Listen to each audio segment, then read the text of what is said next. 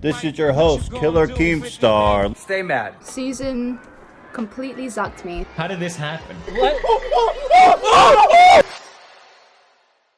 Okay man, first we can start off with David Dobrik returning to YouTube. It wasn't exactly the return that everybody wanted. The video was one that was sponsored by Amazon for the new Borat movie, but hey, it was still a vlog, like the ones that he's always been doing. And honestly, we'll just take whatever kind of vlog he can give us for now. Oh my god! There he is! Hi! Oh no! No! Oh my god! Oh my god! Back it up! Back it up! Back it up! What the hell, man? RIP that Tesla door. Up next, we had Belle Delphine go on Cold Ones. At the beginning of the show, Belle was asked where some of her YouTube videos have gone, and this realization happened. Where's the videos? Where did they go? They're all gone. Wait, my whole channel? No, there's 3 videos left on your YouTube channel. What? I think there's No! Okay, sweet. I thought that's what you were going to tell us about. No, I knew one had gone. There's only 4. This is bullshit. I literally checked last night and I was like, hang on a sec, something's missing. And yeah, Susan completely zucked me. Nah, but if you look at the channel now, the videos are back, so good job, Susan. And then we also had this one epic moment right here. And we lived on the mountain and we had like baboons in our garden. She said it. She said the word. She shouted out the baboons. And for that, she takes the W for this video, so good job, Belle. She also went on the H3 podcast and had this to say at the end. My final question, which I think we've got some insight into, but where do you see your career going from here? What's the next step for Belle Delphine? Black.com, besides black.com. Well, it depends. I think I might end up giving the people what they want. Oh! Yo, you already know that the boys are going to be ready for this one on some Celestia Vega from 2017 shit. Nah, but for real, it was cool to see Belle come out of her persona and talk about her past and how she's been navigating the internet scene. Really interesting to see her thought process and the things she does. And she's actually a pretty artistic person that also keeps up to date with internet culture. So good for her for going on these 2 shows. And speaking of H3H3, here we have him and Trisha being each other. And can I just say that Trisha just looks hilariously high here? Anyways, we got to see them in each other's fits on their podcast.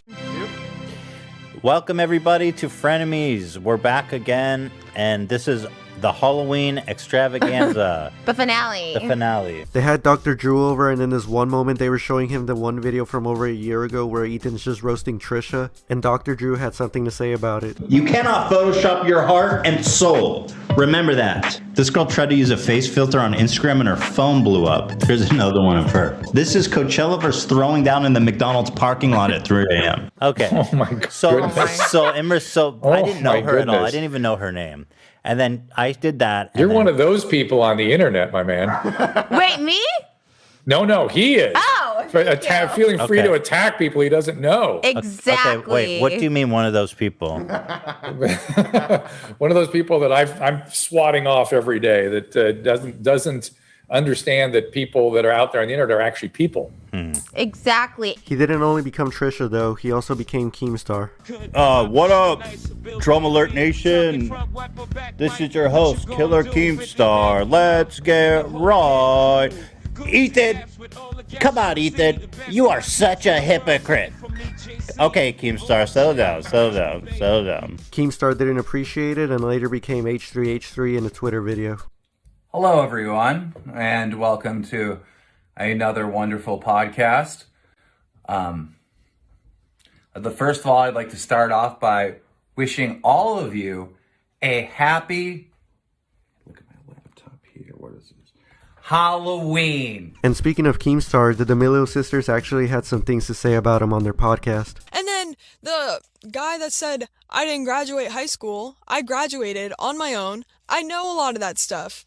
And I'm not a high school dropout. First of all, I'm 16, so a lot of people... We don't need to defend ourselves from some guy who's so bored he has to talk about us, but I'm just saying... He's in his 40s and he's worried about 2 kids winning a trivia contest. That we're donating all the money to our subscribers. Keemstar saw that and he had to respond with a Twitter video, which can be boiled down to these last few seconds. No hate, but Your parents did help you cheat to win the MrBeast event. Stay mad. Dixie responded and they had a little back and forth on Twitter, and Keemstar even talked about the situation on Drama Alert. Keep it up, Dixie, and I'm gonna post a renegade TikTok and take that #1 spot. Woo! And I am dead serious. If I get 10,000 new followers on TikTok, I'm gonna post that Keemstar renegade dance. Then we had Pewdiepie supposedly get Shadowban on YouTube. His videos weren't showing up in sub boxes, popping up in notifications, and when you search for him, his channel and videos weren't coming up as normal. People were getting worried, and YouTube went on to say that they were looking into it, and eventually it got fixed. And Felix had some things to say on the subject. People started noticing my video wasn't getting any views, and it just went everywhere. I think there was a bunch of news, right? What does Shadowban actually mean? YouTube working on fix. YouTube allegedly Shadowban. Yeah, they fixed it. At least they said they fixed it. Let me know if you can see this video. That'd be epic. I didn't think they had Shadowban me. I assumed it was just a glitch. But it begs the question, how does that happen? how did this happen? It didn't happen to anyone else. I asked around, like, did this happen to anyone else? Anyone else have this? No, just me. All right, cool. That's fine. And of course, we had to have our memes. YouTube trying to explain my peers was Shadowban.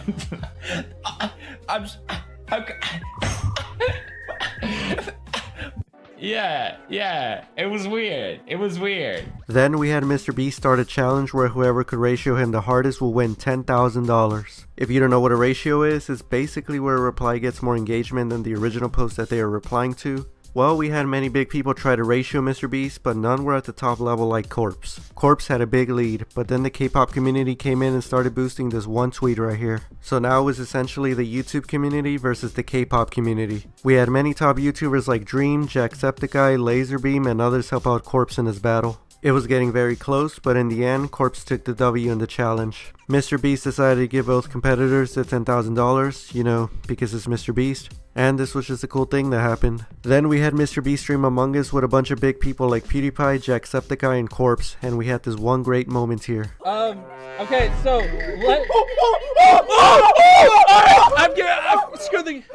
Screw the giveaways.